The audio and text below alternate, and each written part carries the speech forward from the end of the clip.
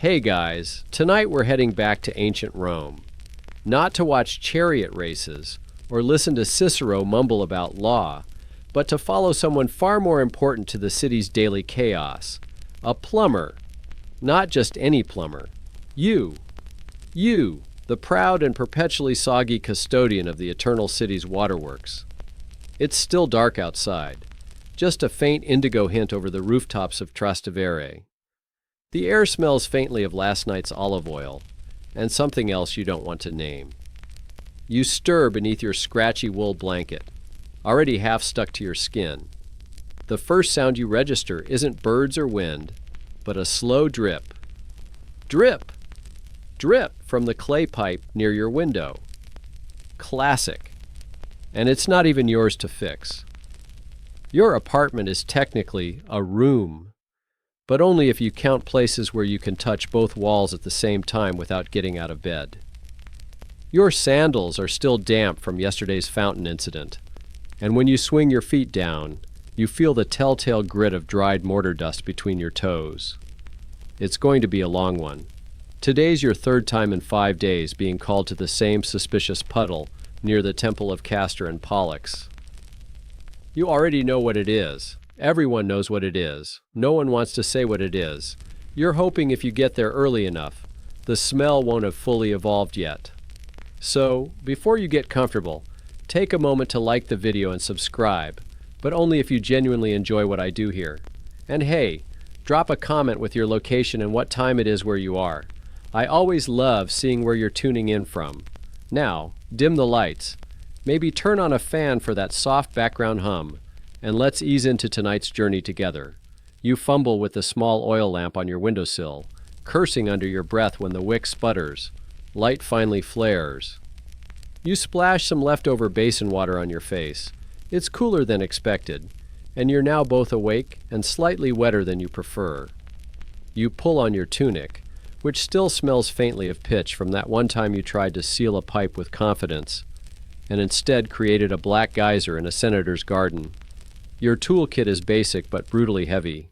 A curved bronze scraper, 2 types of hammers, a coiled lid pipe you've meant to straighten out for weeks, a few tiny chisels, useful more for negotiating with stubborn aqueduct bricks than actual repair work, one slightly rusty saw that no one is allowed to touch but you, mostly because it only works if you hold it at a deeply specific angle, or so you claim.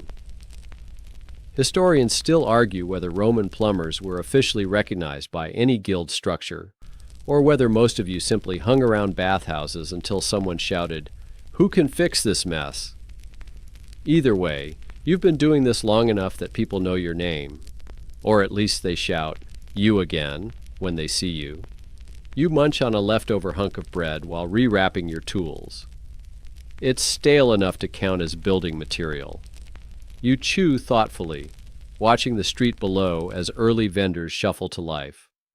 The olive man is already arguing with the garlic woman about space. Again. You grunt, grab your gear, and head down the narrow stairs, careful not to slip on the damp, uneven steps. You make a mental note to ask your landlord, again, about the leak near the landing. You know he won't fix it, but it's part of your morning ritual now. Complain, slide, move on. Outside, Rome is already humming. Market carts creak, mule hooves clatter, a child is being yelled at for chasing pigeons with a spoon. You squeeze past an overloaded donkey carrying amphorae and almost lose a sandal to something that might have once been fruit. The city smells like smoke, water, and about 300,000 people trying to live on top of each other. There's a distinct aroma of wet marble and damp wool, with the occasional sharper scent of garum wafting in from a distant tavern's kitchen. A rooster crows somewhere. You roll your eyes. He's late, or you're early. Either way, you've got clay dust in your hair from yesterday's ceiling job, and the weight of the day already tugs at your shoulders. One of your neighbors calls down from a window, asking if you can just take a quick look at a leak under her shrine to Jupiter. You promise to stop by later, knowing full well that later means never. The last time you said yes, You spent 3 hours trying to convince a small idol not to fall into a puddle of fermented honey. As you turn onto the Vicus Tuscus, the first rays of morning sun catch on the tiled rooftops. Rome glows in that magical golden light that makes even broken columns look poetic. You, however, are sweating already. You dodge a group of legionaries marching past, their boots perfectly timed. One of them recognizes you and smirks. "Fixing the city again, are you?" You grunt in reply. "Someone has to." A senator's litter sweeps by, borne aloft by 4 puffing slaves. You glance at. The sun creeps higher as you make your way toward the temple of Castor and Pollux. The streets are still relatively quiet. Just a few early risers hustling to beat the heat. A baker delivering warm loaves on a flat basket balanced expertly on his head. And a few extremely committed philosophers already arguing in a corner. You take a shortcut through an alley so narrow that your toolkit bangs against the wall with every step. Somewhere overhead, someone dumps water, hopefully just water, into the gutter, and it splashes dangerously close to your sandals. You quicken your pace. By the time you reach the temple, the square is waking up in earnest. Merchants are unrolling stalls, one unlucky soldier is scrubbing graffiti off a marble column, and a small crowd is already forming around the usual cluster of musicians and con artists. You skirt the action, eyes scanning the stone path for it. The puddle. There it is, in all its gleaming, glistening, questionably warm glory, nestled right at the base of the temple's eastern column, exactly where it shouldn't be. You sigh and set down your tools. The leak, as you predicted, is not new. It's been dripping slowly, persistently, smugly. You kneel beside it, dip your finger in, and give it a tentative sniff. Definitely water. Mostly. You're about 74% sure it isn't divine punishment or someone's misguided offering. A nearby priest wanders over. Robes pristine. Face smug. "You'll be careful," he says, not a question. "We believe the leak began the same day the augur saw 7 doves flying north." You stare up at him. "Right. So I'll be mindful of any spiritually significant pigeons then."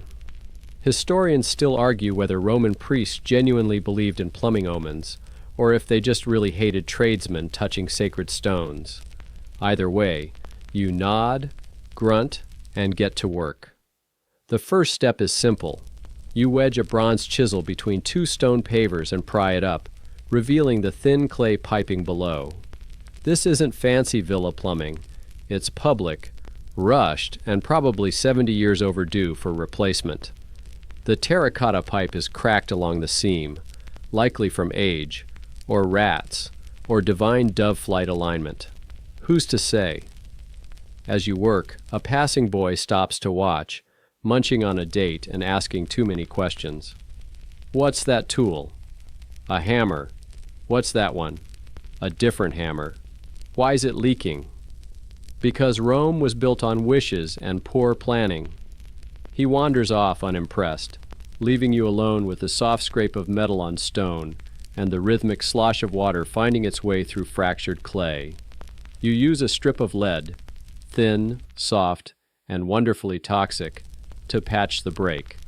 You hammer it gently, flattening it over the crack, then smear on a sticky mixture of bitumen and crushed seashells. The smell is potent, like old paint and regret. As you finish, you hear a grunt behind you. "Thought I'd find you here," says Felix, your semi-competent assistant. He's carrying exactly nothing and wearing a tunic that looks like it lost a fight with a brush fire. "You're late." "Time is a construct," he says, yawning. "Besides, I brought vinegar." He holds up a tiny clay jug. You roll your eyes. "That's your breakfast." Felix shrugs. "You should try it sometime. Clears the mind." He sits on a nearby step and watches you smooth down the patch. "You think it'll hold?" "Until the next 7 doves fly in the wrong direction," you mutter. Just then, An older woman waddles past and spits directly into the street near your tools. "City water tastes like donkey feet," she mutters to no one in particular. Felix perks up. "Was that a complaint or a compliment?"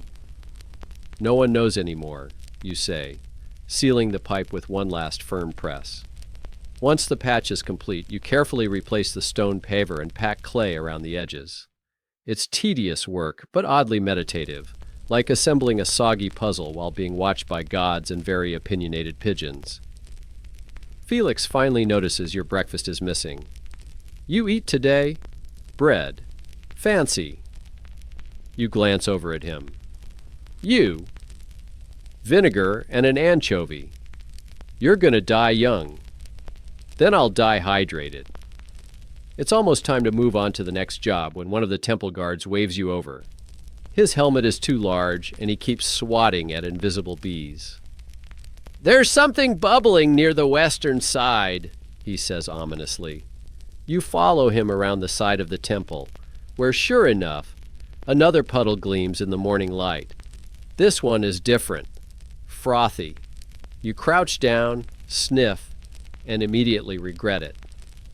"Someone poured oil down the drains again," you mutter, backing away, probably trying to bless the pipes. The guard looks horrified. "Should we tell the high priest?" "Only if he has a mop." You make a mental note to come back later with your bigger scraper and maybe a torch. Or a priest, or both. Before you go, you splash your hands in the public fountain nearby, letting the cool water rin. You glance at your wet tunic, lid-streaked hands, and toad-bitten sandals. "No, I just enjoy spending time in steaming holes." He either doesn't hear your sarcasm or chooses to ignore it. My private bath is experiencing a sensation. Not a smell, not a sound, a sensation. You'll attend to it after this. You nod slowly. "Of course, I specialize in emotional plumbing." He walks off without another word. Felix leans in. He looked important. "Everyone looks important when they don't carry buckets of slime," you mutter. You gather your tools, wipe your hands on a spare cloth, and give one last look to the now draining mosaic. Neptune seems slightly less smug now, which feels like a win. On your way out, you pass by the frigidarium, where the toad is now perched happily on a stone ledge. A man leans over to admire it. "They say toads absorb impurities," he says to no one in particular. "They say a lot of things," you reply, stepping back into the dry heat of the Roman street. The crowds have thickened, and a group of poets is arguing loudly near the latrines.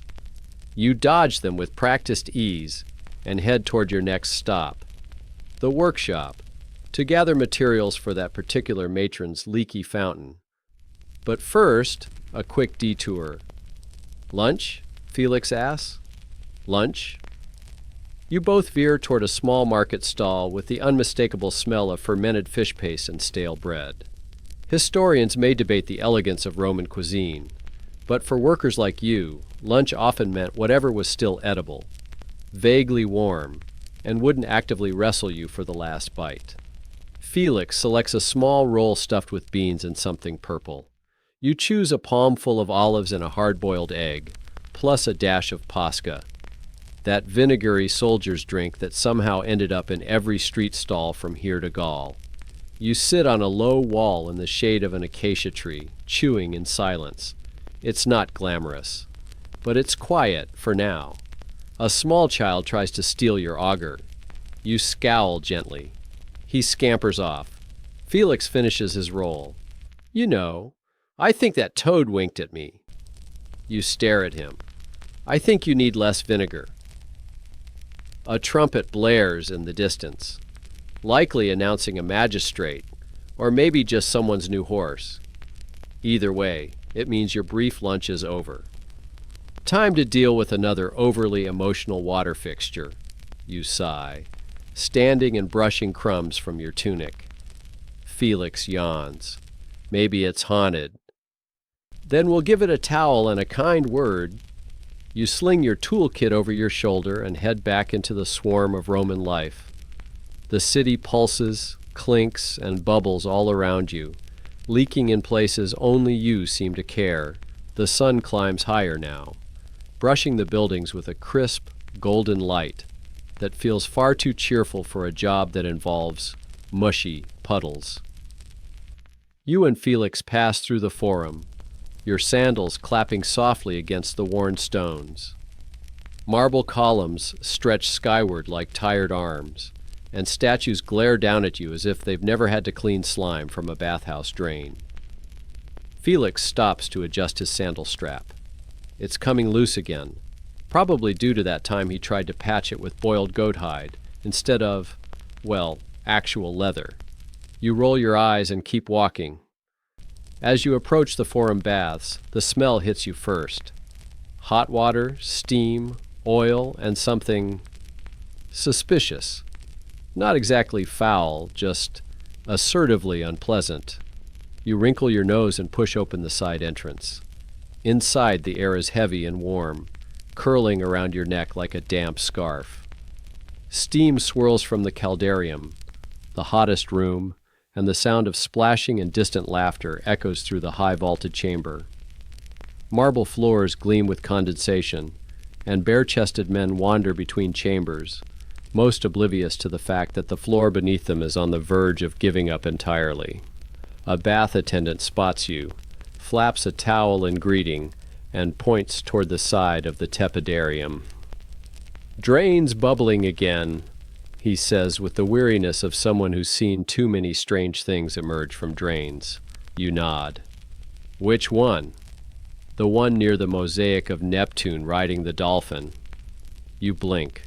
That's not helpful. There are 4 mosaics of Neptune riding dolphins. "Right. The one where he's holding the trident like a flute." "Ah, that one."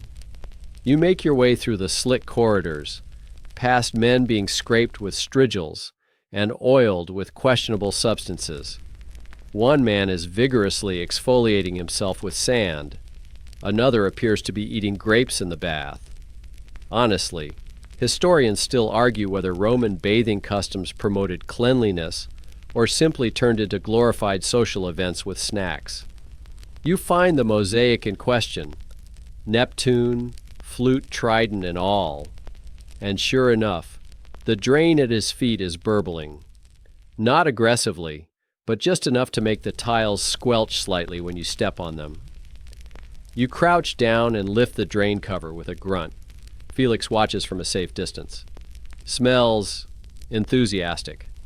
You peer into the dark hole, eyes adjusting. I see hair, and something that might be a sponge? Felix leans closer. Is that a frog? You squint. That's a toad. He looks angry. The toad blinks up at you like you are the intruder. You fish around with your curved bronze hook and gently scoop him out. He sits on the tile floor for a moment, unblinking, then hops toward the frigidarium with the unhurried grace of someone who pays rent. You go back to the drain. Using your hook, you dislodge a surprisingly large clump of oily hair, flower petals, and what might once have been a sandal. You toss it into a bucket Felix has kindly not volunteered to carry. "You ever wonder what the drains in Nero's palace looked like?" he asks as he watches the sludge dribble from your hook. "I try not to imagine anything involving Nero and moisture," you reply. The water flow improves slightly, but there's still a gurgling sound that doesn't sit right with you. You reach into your toolkit for the small bronze auger, a kind of cranky spiral drill, and start cranking it through the pipe. It hits something soft, then suddenly gives way with a slurp. The drain begins sucking water properly again. Victory! Felix applauds lightly. Just as you're preparing to leave, a man in a spotless white toga glides over. He smells strongly of lavender oil and confidence. "You're the plumber?" You glance at your wet tunic, lid-streaked hands, and toad-bitten sandals. "No, I just enjoy spending time in steaming holes." He either doesn't hear your sarcasm or chooses to ignore it. My private bath is experiencing a sensation. Not a smell, not a sound, a sensation. You'll attend to it after this. You nod slowly. Of course, I specialize in emotional plumbing. He walks off without another word. Felix leans in. He looked important. Everyone looks important when they don't carry buckets of slime, you mutter. You gather your tools, wipe your hands on a spare cloth, and give one last look to the now draining mosaic. Neptune seems slightly less smug now, which feels like a win. On your way out, you pass by the frigidarium, where the toad is now perched happily on a stone ledge. A man leans over to admire it. They say toads absorb impurities, he says to no one in particular. They say a lot of things, you reply, stepping back into the dry heat of the Roman street. The crowds have thickened, and a group of poets is arguing loudly near the latrines. You dodge them with practiced ease and head toward your next stop, the workshop, to gather materials for that particular matron's leaky fountain. But first, a quick detour. Lunch? Felix asks. Lunch? You both veer toward a small market stall with the unmistakable smell of fermented fish paste and stale bread. Historians may debate the elegance of Roman cuisine, but for workers like you, lunch often meant whatever was still edible, vaguely warm, and wouldn't actively wrestle you for the last bite. Felix selects a small roll stuffed with beans and something purple. You choose a palmful of olives and a hard-boiled egg, plus a dash of Pasca, that vinegary soldier's drink that somehow ended up in every street stall from here to Gaul. You sit on a low wall in the shade of an acacia tree, chewing in silence. It's not glamorous, but it's quiet for now. A small child tries to steal your auger. You scowl gently. He scampers off. Felix finishes his roll. You know, I think that toad winked at me. You stare at him. I think you need less vinegar. A trumpet blares in the distance, likely announcing a magistrate, or maybe just someone's new horse. Either way, it means your brief lunch is over. Time to deal with another overly emotional water fixture. You sigh, standing and brushing crumbs from your tunic. Felix yawns. Maybe it's haunted. Then we'll give it a towel and a kind word. You sling your toolkit over your shoulder and head back into the swarm of Roman life. The city pulses, clinks, and bubbles all around you, leaking in places only you seem to care. The sun is now well overhead, casting short shadows and baking the stone streets until they shimmer.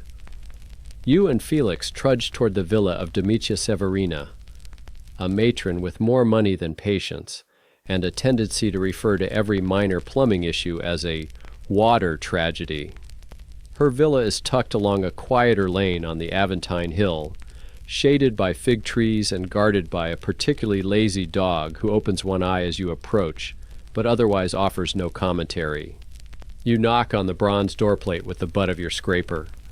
A servant opens it almost immediately, face pinched with panic. Thank the gods. She says it's making a noise again. Is the fountain leaking? Number worse. Felix raises an eyebrow. It's humming? The servant nods gravely. She says it's whispering. You exchange glances with Felix. Excellent, you mutter. Possessed plumbing, my favorite. Inside, the villa is predictably ornate. Painted walls, marble flooring, enough gilded statues to make Apollo blush. A soft trickle of water echoes from somewhere deeper in the house. You follow the sound, more like a suggestion than an actual noise, until you reach the peristyle courtyard. There, in the center, sits a large, tiered fountain shaped like a dolphin vomiting water into a bowl held by what appears to be a cherub with anxiety. You crouch beside the basin and listen. There's a faint gurgle. No whispering, no haunting. Domitia appears in a flurry of silks, her eyebrows practically levitating with concern. It started during the 6th hour. I was meditating. The water began conspiring. You blink. Conspiring? She nods solemnly. I felt it. You fight the urge to suggest it may have been her wine. Let's have a look. The fountain is beautiful but poorly built, like most decorative plumbing in upper-class Roman homes. The dolphin's mouth is chipped, and the lead piping underneath has been patched so many times it resembles a wine skin made of regrets. You get to work, disassembling the base gently. Water sloshes into the basin, and as you lift the central pipe segment, you hear it. A soft, high-pitched wee sound, not whispering, just air, trapped in a pipe. Again. You point to a hairline crack in the feed pipe. Air's leaking in and making the sound. Nothing spiritual. Domitia frowns. Are you sure? Felix leans in. We could exercise it if that helps. You shoot him a look. Just saying. As you patch the crack with soft lead and a bit of resin, Domitia hovers. Did I mention the water also tastes nervous? You blink. Nervous? Yes, like it doesn't want to be here. You press your lips together. Perhaps it's shy. She nods, satisfied. I thought so. Historians still debate whether the Romans' obsession with omen's importance extended to plumbing.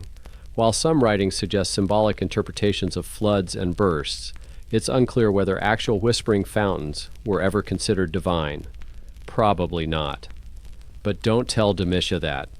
After sealing the crack and reinforcing the dolphin's poor little mouth with a fresh clamp, you refill the basin. The water flows smoothly, silently. No whispers, no conspiracies. Domitia claps once, delighted. It's cured! Glad to be of service, you say, wiping your hands. She insists on paying you in figs and a half-used vial of imported rose oil. You accept it, mostly because Felix seems excited about the figs. He eats 3 before you even leave the atrium. Outside again, the heat has intensified. The air smells like roasted barley and someone's overcooked lunch. You think she really heard whispering? Felix asks as you descend the hill. Probably just the pipe whistling through a small gap. She said it tasted nervous.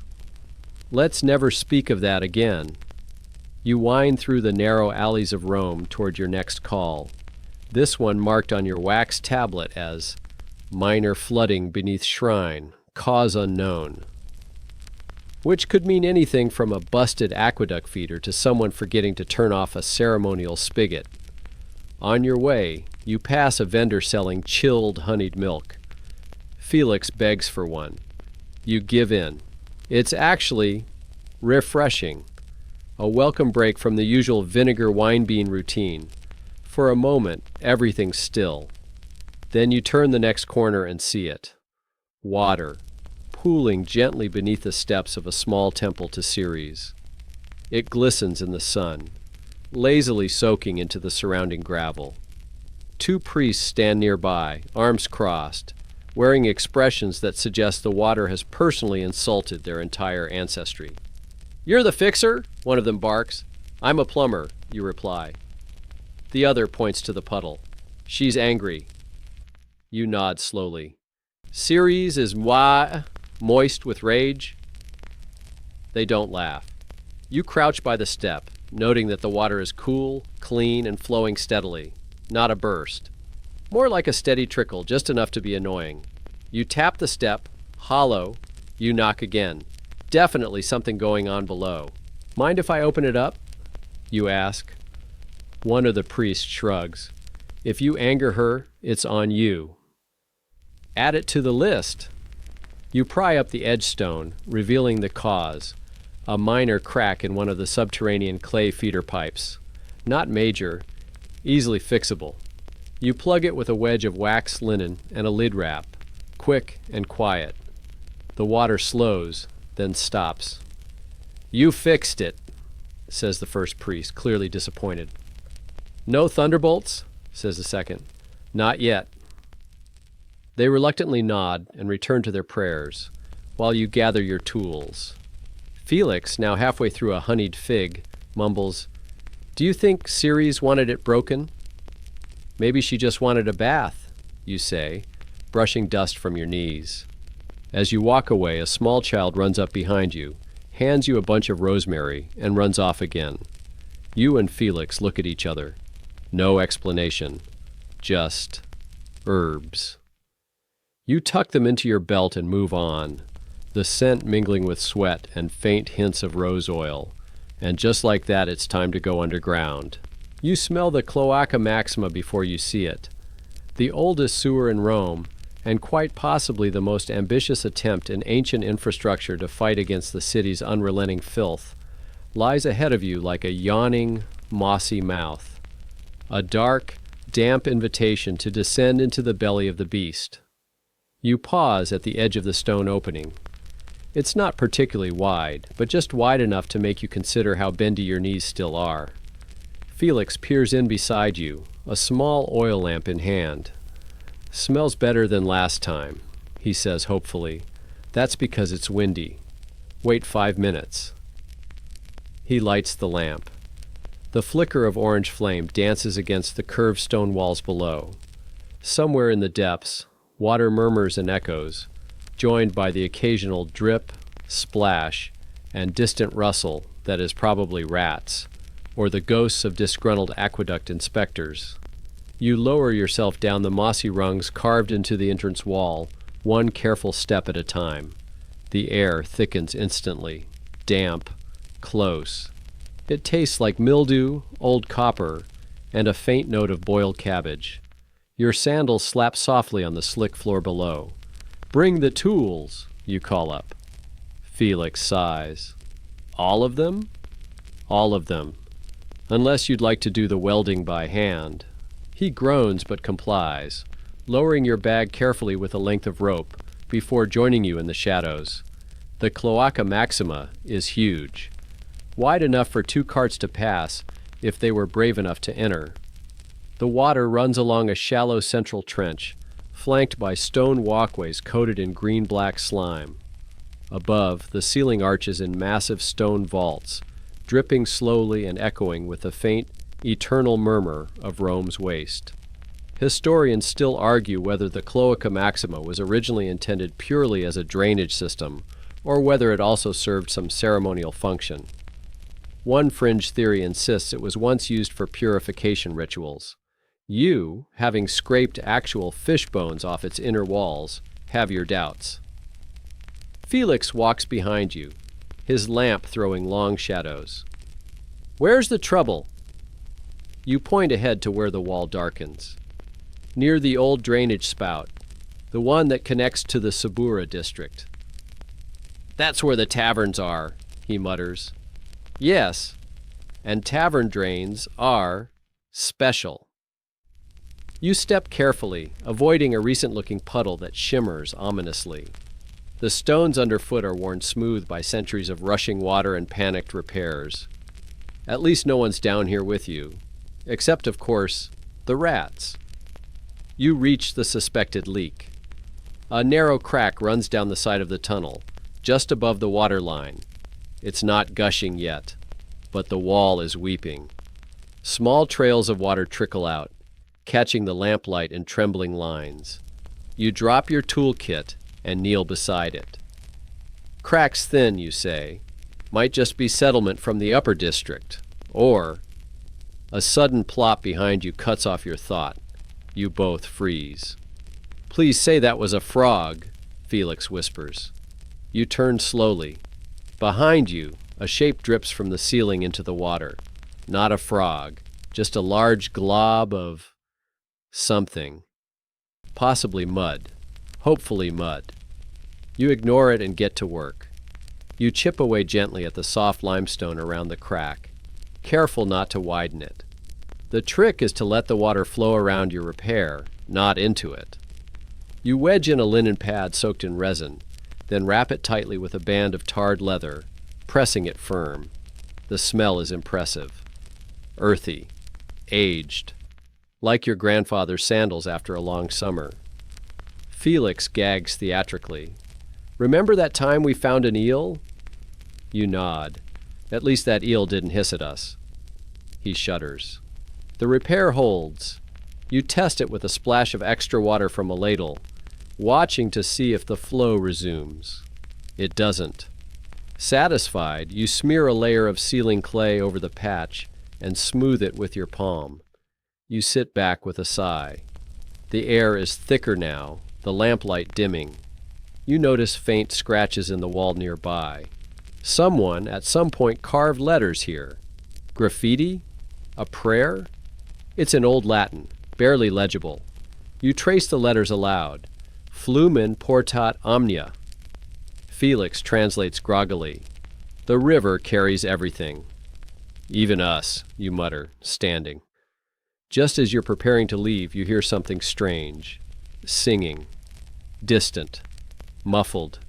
Echoing from somewhere deeper in the tunnel. You both freeze. Please say that's a frog, Felix whispers again. You listen. It's definitely human. A soft, off-key hum, like someone sweeping while bored. Could be another worker, or a priest, or a ghost. You decide not to investigate. Time to go. You hoist your toolkit, now slightly heavier due to damp clay, and led the way back up the tunnel, retracing your steps over the slick stones. The distant hum fades with each footstep, replaced by the familiar drips and sighs of the city's ancient guts. At the ladder, Felix climbs first, muttering complaints about ghosts and sludge and the things he sacrifices for civic hygiene. You follow, your muscles creaking. Back in the daylight, the sun hits your eyes like a slap, and you shield your face. Rome, up here, is dazzlingly normal again. Pigeons strut.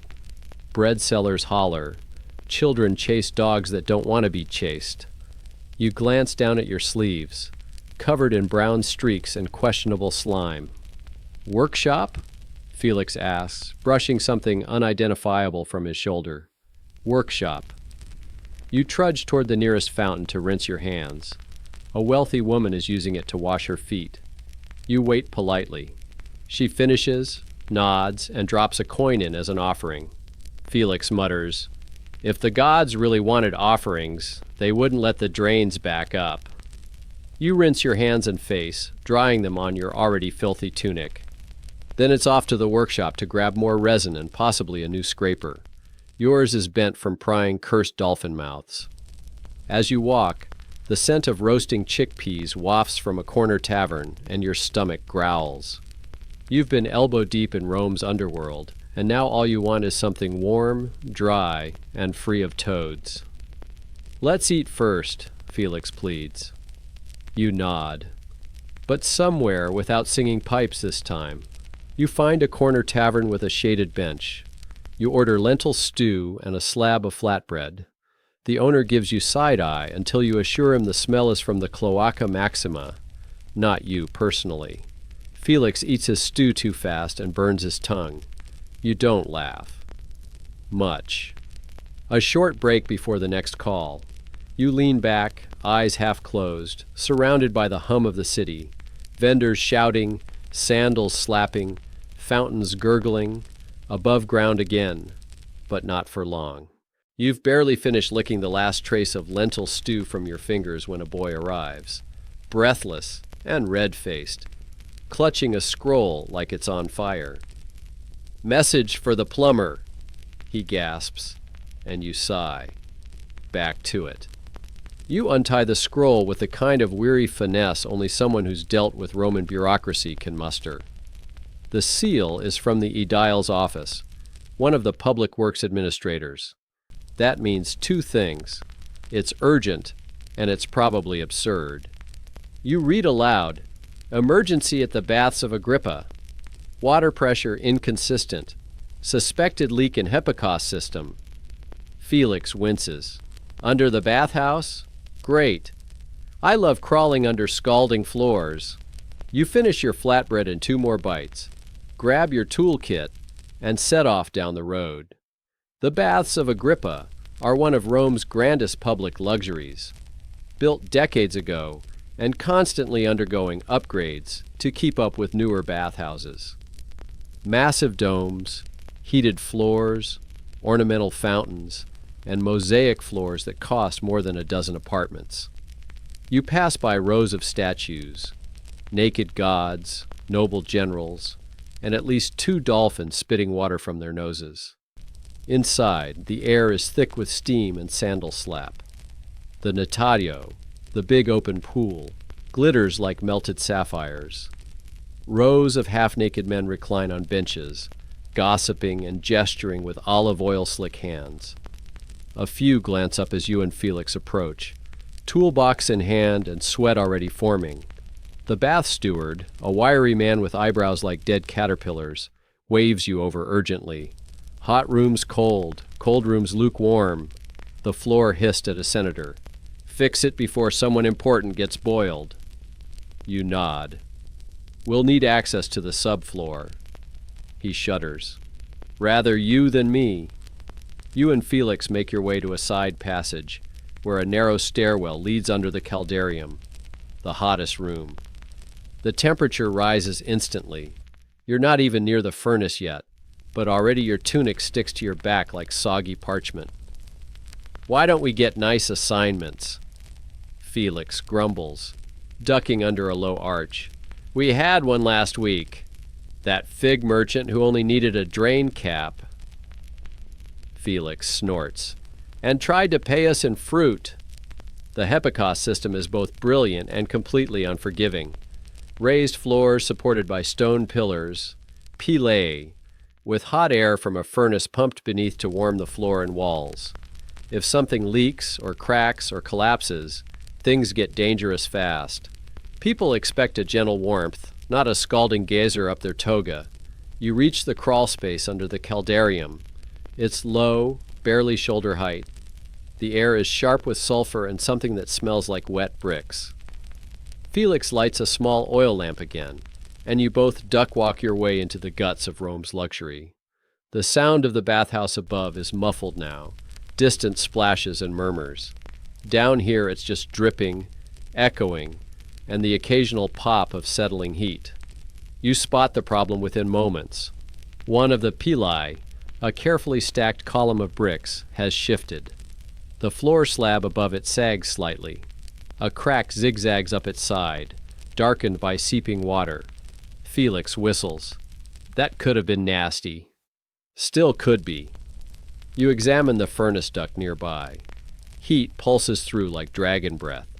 Someone has wedged a piece of cloth, probably a cleaning rag, into the edge to stop a draft. Not exactly official repair. You pull it free. Instantly the air shifts and you feel the floor above respond.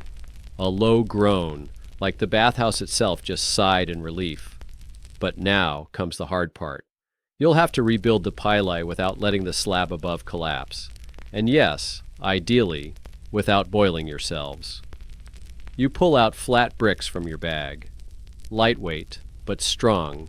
Roman ingenuity at its finest. As you start layering them with a thin smear of lime mortar, Felix keeps watch for any sudden movement above. So, he murmurs, didn't they say Emperor Augustus used to bathe here? You nod. Supposedly. Historians still argue whether it was a favorite spot or just a showpiece. He was more of a minimalist. Minimalist who built half the empire in marble. You chuckle. Fair point. As you work, sweat drips from your forehead, mixing with mortar. Your arms ache. The floor above vibrates with each step from the bathers above. Heavy sandals slapping, occasionally punctuated by a loud sneeze or a shout of, "More oil!" Finally, the pila is rebuilt. You brace the slab carefully, sealing the crack with a paste made from crushed tile and goat fat, a surprisingly effective Roman glue. You know it won't last forever, but it'll hold. For now. As you back out of the crawl space, you notice something scratched into the wall, a tiny etching of a fish with human legs. Classic bathhouse humor. Romans never miss a chance for weird graffiti. You emerge into open air, and it hits you like salvation. The steward eyes you warily. Fixed? For now. Good. The senator is due back in 20 minutes. He's very particular about his steam quality. You don't wait for thanks. Back outside, the sun has moved across the sky, but the day's still young. You sit for a moment on a marble bench and wipe your face with the cleanest corner of your tunic, which is saying very little. Guess what? Felix says. What? He holds up another scroll, freshly delivered. Villa job, leaking fountain, out near the Aventine. You groan. Please tell me it's not one of those with peacocks in the atrium. It is. Peacocks. Beautiful, noisy, smug birds that shriek like tortured panpipes. And they love plumbers. You set off again, past a cluster of schoolboys reciting Virgil, a blind flute player serenading a fig stand, and a street preacher warning of volcanic omens. Typical Tuesday. As you walk, a wagon full of amphorae nearly clips your elbow. You glare. The driver doesn't notice, or care. Rome is alive, noisy, glorious, and vaguely trying to kill you at every turn. You reach the villa gate and knock with the polished bronze handle shaped like a lion's head. A slave answers, ushering you through an absurdly well-tended garden into a mosaic-filled courtyard. And yes, there they are, 2 peacocks, glaring at you like you owe them money. The fountain is shaped like a dolphin. Again. The water dribbles sadly from its stone snout. You sigh. I'll need the big wrench. Felix hands it over, smiling too broadly. Careful. He bites. The dolphin, thankfully, does not, but the pipe inside it is rusted, half blocked with mineral buildup, and possibly cursed. You get to work anyway, because in Rome, no matter how rich the patron or how ridiculous the sculpture, someone has to keep the water moving, and today, that someone is you. The dolphin's snout dribbles a little less pathetically now, though calling it a steady stream would be a stretch even by optimistic aqueduct standards. You tighten the last bronze ring with your wrench, step back, and wipe a smear of calcite residue from your cheek. Felix squints at the flow. Good enough to impress a senator's second cousin twice removed? Barely, you say, but the peacock seems satisfied. Indeed, one fluffs its feathers and gives a grudging scree, which in peacock probably means, fine. Live another day, plumber. The lady of the house never shows her face, just a steward who hands you a single denarius and a stale honey cake. Payment, apparently. You split it with Felix and decide to call it a late lunch. Your feet ache.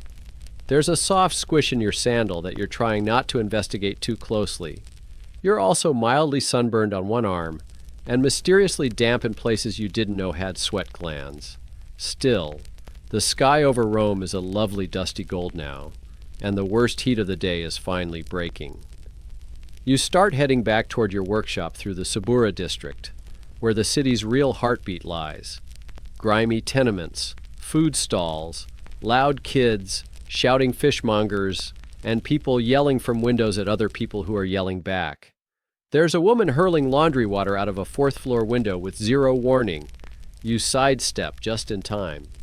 A young boy runs past, shrieking with laughter, holding what appears to be a stolen turnip. Do we ever fix anything normal? Felix asks, rubbing his back as he dodges a stray goat. Normal is for wine cellars and poets, you reply. We crawl under aqueducts and survive. He points. Hey, remember that guy with the collapsing latrine? Oh gods, how could I forget? You nearly fell in. Correction, he says solemnly. You fell in. I just scream supportively.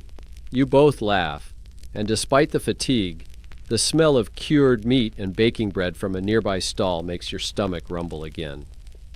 As you pass a wall plastered with political graffiti, Vote Marcus, in red charcoal beside Marcus owes me money, a woman approaches you with a worried look. She's older, hair pinned with care but gray at the roots, tunic well mended. Her expression is tight. Are you plumbers? She asks, hands clasped nervously. You nod, instantly on guard. People don't come to you unless something is either leaking or about to explode. It's my daughter's apartment, she says. Top floor. The lavatorium's draining into the kitchen. You pause. Into the... Yes, please. You glance at Felix, who just shrugs. Up we go. The woman leads you to one of the taller insula buildings, those chaotic stacks of apartments known more for collapsing than for comfort. 5 stories high, narrow stairwells, the scent of humanity steeped into every creaky wooden beam.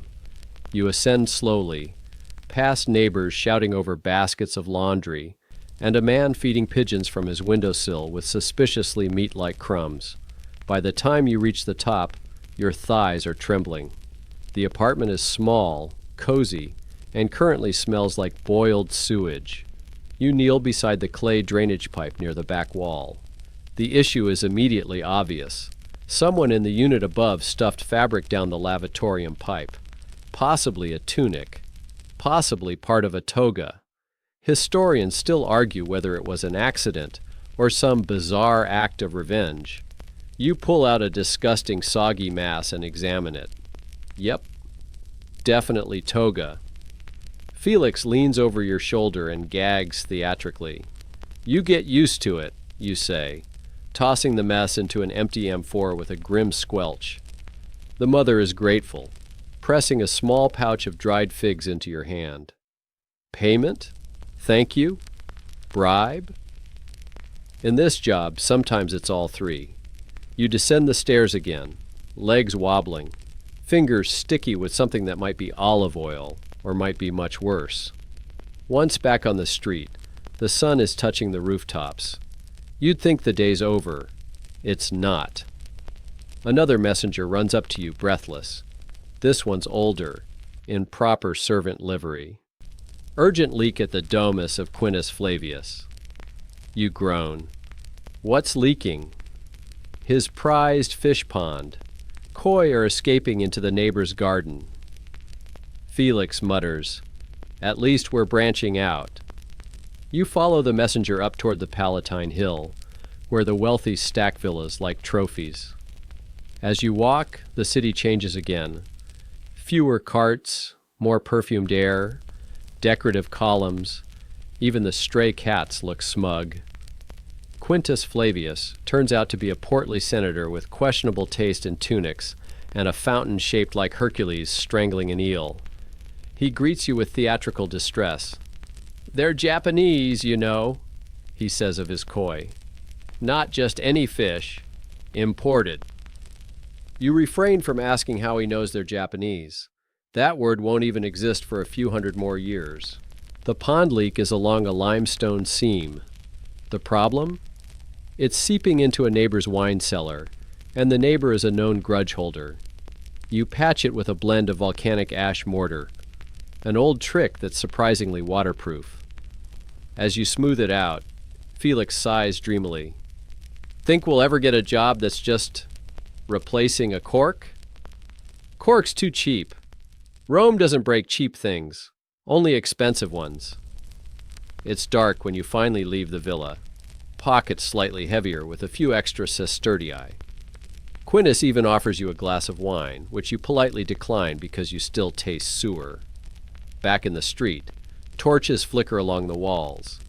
The night smells like smoke, jasmine, and the faint, acrid scent of overcooked garum sauce. You make your way toward your workshop, winding past sleeping dogs, yawning soldiers, and a group of drunk students singing very off-key versions of Virgil's Aeneid. You reach your humble doorway, a wooden slab with a rusted hinge, tucked between a bakery and a place that sells mysterious meat skewers at all hours. Inside, you drop your tools with a satisfying thunk and collapse onto the straw-stuffed bench that serves as both bed and chair. Felix flops beside a crate of spare pipe segments, already halfway asleep. "Tomorrow," he mumbles, "I vote we fake an illness." "You're the one who said Rome doesn't plumb itself." He grunts. "I take it back." You lie there, staring at the ceiling beams, muscles sore, eyelids heavy. Somewhere outside, a donkey brays, and someone shouts a very slurred toast to Jupiter. Another day done. Another bathhouse repaired, another senator appeased, another peacock unmurdered. Just a day in the life of a Roman plumber. And tomorrow, the pipes will leak again. Of course they will, but that's tomorrow's problem. You wake up to shouting. Not the aggressive sword-wielding kind, thankfully, but the more mundane, domestic, slightly frantic kind that suggests someone's water feature is having a temper tantrum. Through the thin shutters, Rome is already humming. Carts rumble past, early risers bark orders, and a rooster in the next courtyard is holding its own opera. You sit up, wince, and stretch your shoulders. Everything creaks. Felix is still snoring, face first into an open tool sack, probably inhaling bits of copper shavings. You nudge him with your toe. Up? There's yelling. Felix groans like a haunted amphora, then peels himself upright. What broke now? You unlatch the door just as a very anxious baker bursts into view. His apron is dusted in flour, his face in panic.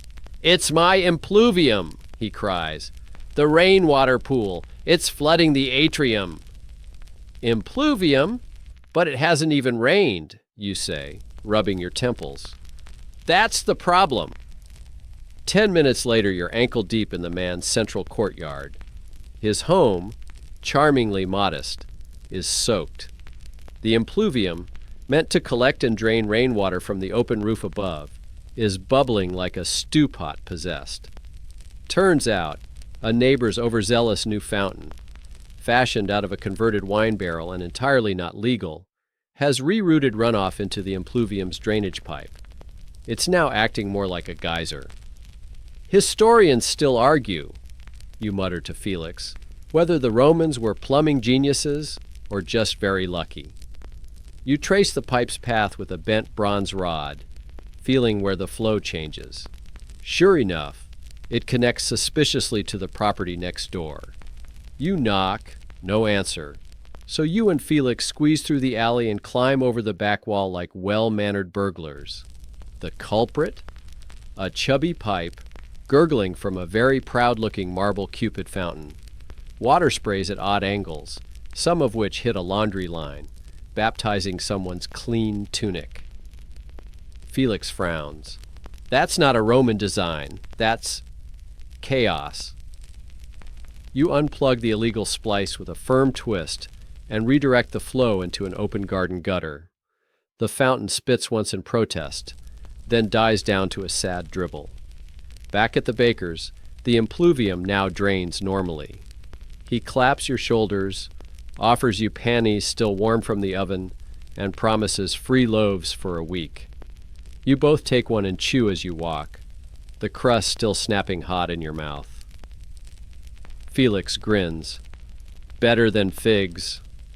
You meander back toward the Forum. Today feels slightly less cursed, less steam, fewer poultry-based threats, at least until a man in a toga nearly crashes into you, wild-eyed and panting. "My villa," he wheezes. "Cistern backup. The whole basement's gurgling." You blink at him. Gurgling? Like it's talking, but not in Latin. Cisterns are tricky. The Romans collect rainwater from rooftops, channel it down into underground storage vaults lined with opus signinum, a mix of crushed tiles and lime. When sealed properly, they last for decades. When not sealed properly, things tend to talk. You arrive at the property, a wide domus with overgrown ivy, cracked plaster, and a very nervous housekeeper. She leads you to the undercroft, where stairs descend into a cool, damp darkness. The air changes, thick, damp, and musky. At the bottom you hear it. Glurk, glurp, blope. Felix raises an eyebrow. It's possessed, or it's blocked. You kneel, unseal a brick access panel, and peer into the cistern mouth. The water is cloudy, surface trembling with pressure. Using a siphon stick, you probe gently. Something soft bumps the end. You twist, hook, and pull. Out comes a dead chicken, or what's left of one. Bones, feathers, and a very confused lizard tangled in its remains. Was this ritual? Felix whispers. You shrug. Historians still argue. You clear the drain by hand, knuckles deep in watery sludge, until the flow glugs into motion. The pressure releases with a wet, satisfied sigh. The gurgling stops. The cistern sleeps again. The owner watches in horror from the steps. Is it safe now? As safe as anything in Rome, you reply, wiping your hands on a discarded tunic, probably once white, now career-ending brown. He hands you a coin pouch and a clay bottle of wine. You accept both. The sun's now directly overhead, Rome's harshest time of day. Everything glows gold and smells like stone, sweat, and someone overcooked lentils 3 blocks away. Felix fans himself with a scrap of vellum. Can we have one day without poultry-related incidents? Not in this city. On your way back, you pass a row of bathhouses, steam curling lazily from rooftop vents. One of them, your regular haunt, has a familiar figure waving at you. It's old Vero, a fellow tradesman and part-time insulter of everyone's plumbing choices. Oi, he calls. You busy? You hesitate. Define busy. I've got a laconicum steam vent that's more violent than it should be. Think it's angry. Of course it is. You follow him into the thermi, where patrons shuffle in sandals and barely their tunics, towels slung over shoulders. The floors are slick. The walls echo with laughter and the occasional argument about who paid last time. In the steam chamber, the vent near the Hippocaust system is whistling, literally, a high-pitched wheeze that pulses. You crouch, inspect it, and discover an unusual blockage, a cork carved into the shape of Mercury. Someone's child, no doubt, thought it'd be fun to offer it to the gods of heat. You pry it out, and the vent releases a sudden gust of scalding steam that nearly takes off Felix's eyebrows. He jumps back. Apollo's flaming butt cheeks! Relax, you say, brushing soot from your tunic. That means it's working. Varro thanks you with a slap on the back and a free entrance pass for next time, which honestly is worth more than half your client's pay in coin. The afternoon wanes. Shadows stretch long, the light turns syrupy, and the clatter of Rome begins to slow, slightly.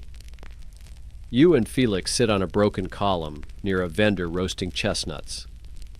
Let's never do this again, Felix says between bites. We'll do it tomorrow. Right. You both stare at the Temple of Saturn, silhouetted in the fading light. A child runs by chasing a hoop. Someone's lyre drifts from a balcony. The city, chaotic and boiling with life, softens just enough to fool you into thinking it's peaceful. Think we'll ever be remembered?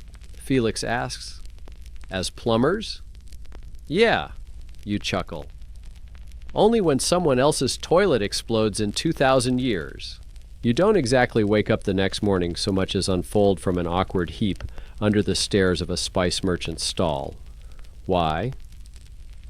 Well, the answer involves a slightly overgenerous gift of that wine bottle from yesterday, a short game of dice with a man who claimed to be a senator's cousin, and a long debate with Felix about whether you could outplumb the gods themselves. Spoiler, you cannot.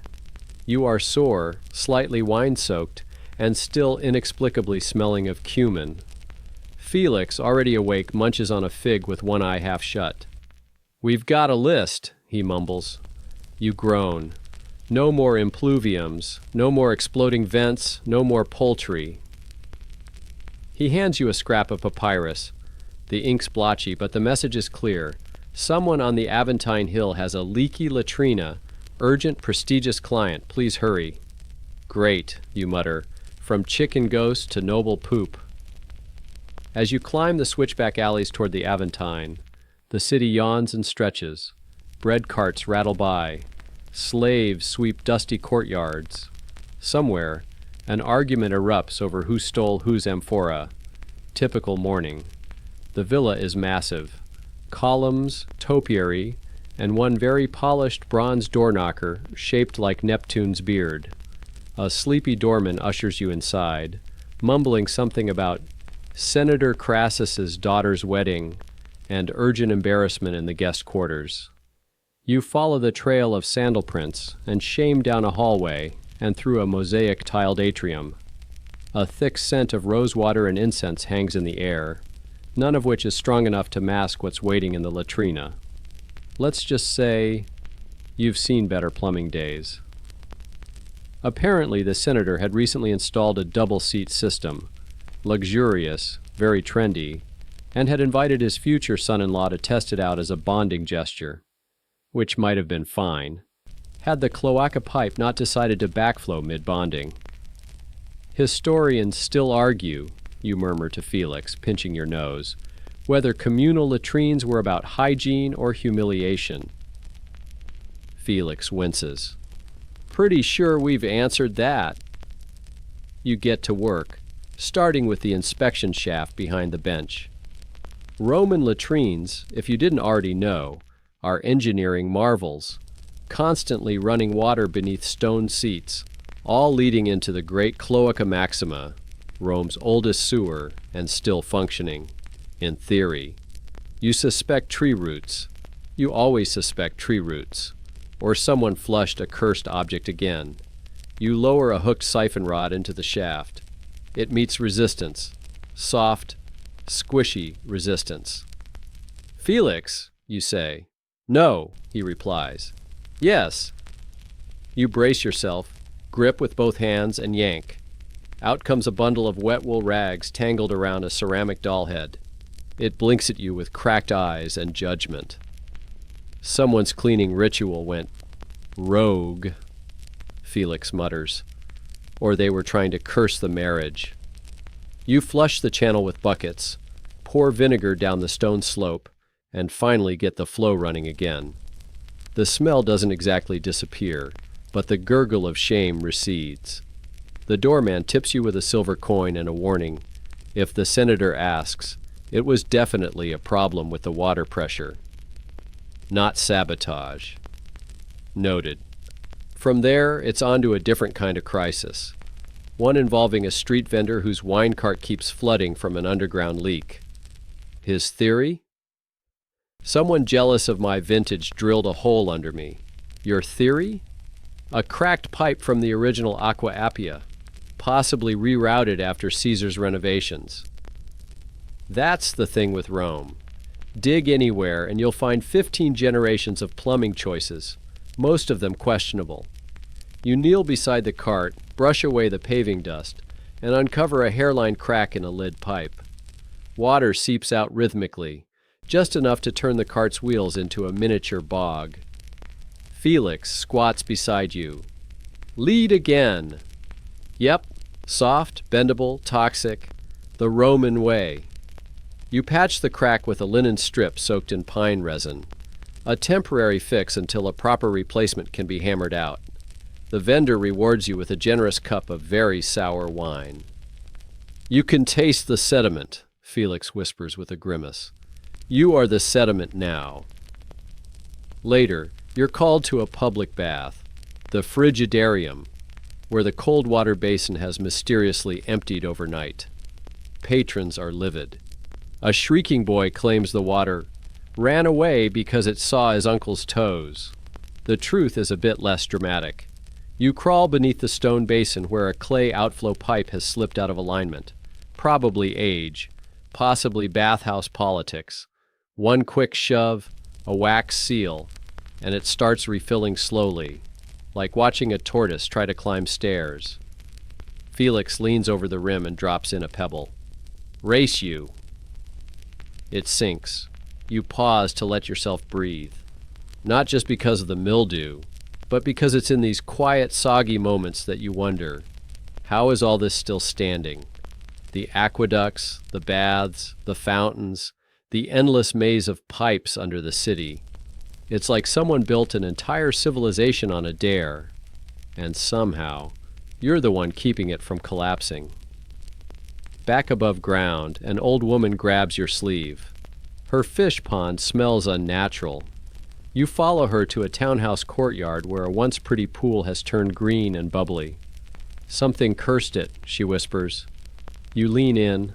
The pond burps. Historians still argue whether Roman gardens were for beauty or battle, Felix says. You nod solemnly. This is both. The real issue? A broken backflow valve letting sewer gases rise into the pond. You plug it with an amphora shard, redirect the flow, and ladle in some vinegar for good measure. The fish reappear slowly, blinking like hungover philosophers. It's late now. The sun melts into the horizon, and torches begin flickering to life. Rome shifts into its evening skin. Music, laughter, the clink of amphorae being uncorked, and the quiet sighs of those who know they'll do it all again tomorrow. You and Felix sit on the edge of a cistern, feet dangling, backs aching, bellies empty. A cat curls up beside you, probably hoping for anchovy scraps. Felix finally breaks the silence. What do you think Rome smells like? You consider. Like ash and sweat and hot bread and something sweet that you can't quite name. Like figs? Number figs don't smell like revolution. You both laugh. Tired, wine-hiccup chuckles that fade into the night. Just another day in the empire. Just another day keeping it from falling apart. One clogged latrine at a time. Your theory? A cracked pipe from the original Aqua Appia, possibly rerouted after Caesar's renovations. That's the thing with Rome. Dig anywhere and you'll find 15 generations of plumbing choices, most of them questionable. You kneel beside the cart, brush away the paving dust, and uncover a hairline crack in a lid pipe. Water seeps out rhythmically, just enough to turn the cart's wheels into a miniature bog. Felix squats beside you. Lead again. Yep, soft, bendable, toxic, the Roman way. You patch the crack with a linen strip soaked in pine resin, a temporary fix until a proper replacement can be hammered out. The vendor rewards you with a generous cup of very sour wine. You can taste the sediment, Felix whispers with a grimace. You are the sediment now. Later, you're called to a public bath, the frigidarium, where the cold water basin has mysteriously emptied overnight. Patrons are livid. A shrieking boy claims the water ran away because it saw his uncle's toes. The truth is a bit less dramatic. You crawl beneath the stone basin where a clay outflow pipe has slipped out of alignment. Probably age, possibly bathhouse politics. One quick shove, a wax seal, and it starts refilling slowly, like watching a tortoise try to climb stairs. Felix leans over the rim and drops in a pebble. Race you. It sinks. You pause to let yourself breathe. Not just because of the mildew, but because it's in these quiet, soggy moments that you wonder, how is all this still standing? The aqueducts, the baths, the fountains, the endless maze of pipes under the city. It's like someone built an entire civilization on a dare, and somehow, you're the one keeping it from collapsing. Back above ground, an old woman grabs your sleeve. Her fish pond smells unnatural. You follow her to a townhouse courtyard where a once pretty pool has turned green and bubbly. Something cursed it, she whispers. You lean in. The pond burps. Historians still argue whether Roman gardens were for beauty or battle, Felix says. You nod solemnly. This is both. The real issue? A broken backflow valve letting sewer gases rise into the pond. You plug it with an amphora shard, redirect the flow, and ladle in some vinegar for good measure. The fish reappear slowly, blinking like hungover philosophers. It's late now. The sun melts into the horizon, and torches begin flickering to life. Rome shifts into its evening skin. Music, laughter, the clink of amphorae being uncorked, and the quiet sighs of those who know they'll do it all again tomorrow. You and Felix sit on the edge of a cistern, feet dangling, backs aching, bellies empty. A cat curls up beside you, probably hoping for anchovy scraps. Felix finally breaks the silence. What do you think Rome smells like? You consider. Like ash and sweat and hot bread and something sweet that you can't quite name. Like figs? Number figs don't smell like revolution. You both laugh. Tired wine hiccup chuckles that fade into the night. Just another day in the empire. Just another day keeping it from falling apart. One clogged latrine at a time. You can't disagree. Later in the afternoon, you get a special request. An aristocrat wants you to inspect his newly imported Persian indoor water maze. A tiled corridor where warm water flows between channels and patrons walk barefoot through it as a relaxation exercise. It's beautiful. It's absurd. It's leaking. Apparently, during the late-night construction unveiling, a drunken guest slipped and broke one of the ceramic water barriers, causing the entire system to drain into the dining hall. You analyze the flaw, realign the broken ceramic, and seal it with fresh pitch. But as you walk back out, you have to wonder, how long until someone else slips again? Some people use aqueducts to feed fountains, Felix muses. Others use them to flood cheese plates. Rome, in a nutshell. As evening approaches, your final job takes you to the outskirts, near the old Servian wall, where a farmer's well has gone dry overnight. He's certain his neighbor stole the water. Felix raises an eyebrow. With what? A very determined sponge? But it turns out a subsurface leak from a newly diverted pipe upstream has rerouted the water. You trace the channel, unearth the problem, and redirect the flow back into the original clay pipe feeding the well. Water returns, cold, clean, and free of vendetta. The farmer weeps. The neighbor bakes you fig tarts in apology. You accept both with grace. And as dusk settles over Rome, its domes golden, its alleys sleepy, its fountains bubbling with gossip, you feel it again. That strange pride. You're not a soldier or a senator or a poet shouting on the Senate steps. You're something humbler, quieter. But without you, this place collapses. One pipe at a time. You and Felix shuffle down a sloping alleyway lined with lanterns, the kind of street that always smells faintly of figs and old fish. You've been invited, or maybe summoned, to a convivium, one of those intimate dinner parties hosted by someone who definitely wants to brag about their mosaics, imported olives, and wealth you could never legally explain. Tonight's host is Gaius Petronius Magnus, a man whose name is longer than his patience. He recently installed an elaborate impluvium system in his atrium, and now the centerpiece, a glass-bottomed indoor basin filled with rose petals, has decided to flood the guest cushions. Fix it, Gaius whispers, gripping your elbow tightly as flute music drifts by. Quietly. If anyone gets wet before dessert, I'll hold you personally responsible. You resist the urge to ask how wet they're supposed to get. The impluvium, once a modest rain catcher, now features a complicated pressure loop, with a hidden reservoir beneath the floor.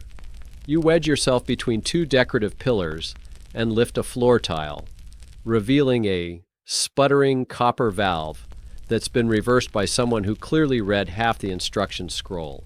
As you correct it, rosewater trickles obediently back into the basin.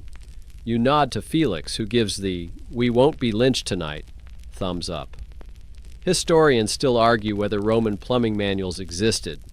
You mutter, screwing the valve into place. I'd settle for a helpful doodle. Before you can leave, a curious guest, wine in hand, peers over your shoulder. Ah, the subterranean of Rome, he says. So mysterious, so moist. You gently close the tile. Back outside, night is thick now, buzzing with torches and the clink of amphorae. You're halfway to home when a breathless boy runs up with a wax tablet in hand. "Emergency," he pants. "Public latrine. The big one near the forum. It's, angry." Felix sighs so hard his shoulders drop 3 inches. "Angry how?" "Backflow," the boy says grimly. That's all you need to hear. By the time you reach the public latrine, known as the Latrina Maxima, there's a small crowd gathered, faces contorted in a mix of horror and voyeuristic delight. A disgruntled senator holds a perfumed kerchief to his nose. Someone has clearly tried to draw a line in the sand. That line failed. Public latrines in Rome are marvels of engineering. Beneath the rows of communal stone seats, a flowing channel of water continuously sweeps waste away, aided by strategically timed sluices. When the system works, it's brilliant. When it doesn't, well, you get this. You and Felix descend into the access tunnel with heavy hearts and heavier boots. The culprit? A blockage caused by a collapsed vine-covered wall upstream, now funneling leaves, dirt, and bits of pottery into the sewer junction. As you scoop the debris with a hooked rod, Felix mutters, "You ever notice how most plumbing emergencies come down to someone else's landscaping?" You clear the channel. Water surges. There's a wet whoomp, followed by cheers above. When you emerge, someone offers you a citrus-scented rag. You don't ask what it's soaked in. You just take it. After that little escapade, you figure you've earned a break, maybe even some dinner. But the moment you get back to the workshop, you're met with another visitor. A wealthy matron in elegant stola, flanked by 2 servants and a very smug parrot. "I need discretion," she says, "and a solution. My villa's garden fountain has developed a peculiar sound." Felix lifts an eyebrow. "Define peculiar." The matron stares you down. It cackles. You arrive at her property to find a stunning garden with lavender hedges and marble nymphs, and right in the center, a large sculpted fountain shaped like a satyr. The water trickling from its mouth is indeed making an unsettling noise, somewhere between a chuckle and a hiccup. After some poking around, you discover the issue. A tiny reed from a nearby olive tree has been swept into the intake pipe and lodged just right to vibrate in the water current, like a flute played by someone with a grudge. You remove the reed. The laughter stops. The parrot, disappointed, mutters, "Kill joy," and flies off. Historians still debate how much Romans used natural elements in design, Felix says, eyeing the nymphs. But I'm pretty sure this wasn't what they had in mind. The matron tips you with a silver ring. You try not to notice it's already been resized twice. Back in the workshop, as you finally dig into a cold bowl of lentils, there's a knock on the door. A temple priest stands there, robes damp, expression haunted. "The temple of Mercury," he begins, "has sprung a leak in the sanctum." You groan, but you go. Temples in Rome are not built with modesty. Mercury's shrine, especially, is laden with shiny bronze fittings and mirrored pools meant to impress travelers and merchants alike. Turns out, one of those pools has ruptured at the base, and water is now trickling under the altar itself. A divine plumbing faux pas. You investigate. The basin seam was weakened by ritual fire residue, incense ash, and sacred oils that seeped between the tiles. Over time they expanded with heat and loosened the binding grout.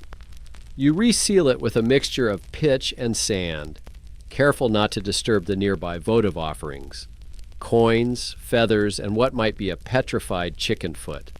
By the time you leave, the pool reflects torchlight again, and Mercury's statue looks smug as ever. Felix stretches. "Think gods appreciate plumbing?" You shrug. "They better."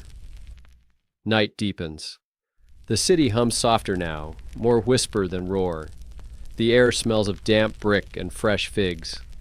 You and Felix stroll toward home, past shuttered shops and quiet fountains. Somewhere, water trickles where it should. Somewhere else, probably not. You've walked more miles than you care to count.